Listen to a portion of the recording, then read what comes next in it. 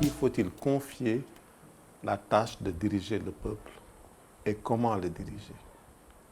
Nous partirons du critère de la vérité, qui est la réalité, pour définir ceux qui doivent diriger le peuple africain actuel.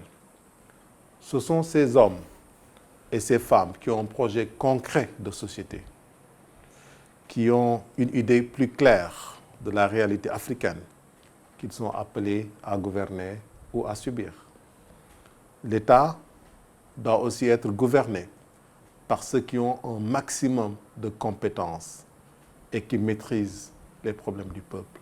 Alors, oui, moi je suis professeur titulaire des universités, donc je suis agrégé en droit, en histoire du droit, des institutions, et également je suis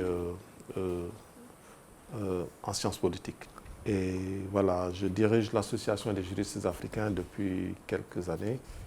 Et je suis également le fondateur de la revue africaine des sciences sociales et politiques, qui est une revue reconnue par le CAMES, et fondateur de l'Institut des hautes études sur la justice et les droits fondamentaux en Afrique. Voilà, dans la première partie de l'ouvrage, en fait, c'est la dimension, si vous voulez, historique.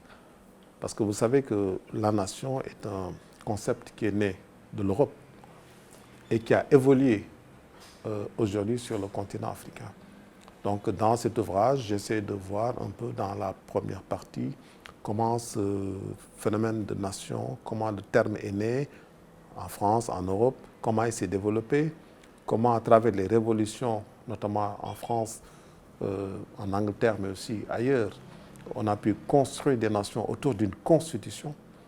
C'est la première partie du livre, donc la partie historique. Dans la deuxième partie, nous avons intitulé ce passage « La nation à la croisée des chemins ». Aujourd'hui, il y a des contradictions qui sont liées à l'État-nation. Mais aussi, il y a un dernier point qui est envisagé dans cet ouvrage, c'est la question du domaine national, la question de la terre, qui aujourd'hui mine l'Afrique. Cet ouvrage est un peu le fruit d'un travail universitaire. C'est un peu le prolongement d'une thèse que nous avions faite sur la nation, de mémoire d'abord, sur la nation en France. Mais alors si on quitte l'Europe, la France, il faudrait qu'on s'interroge sur le contenu de la nation en Afrique. Et c'est ça qui a amené un peu à la réalisation de cet ouvrage. Alors le message, c'est d'abord par rapport à nous-mêmes, en tant qu'intellectuel, entre guillemets.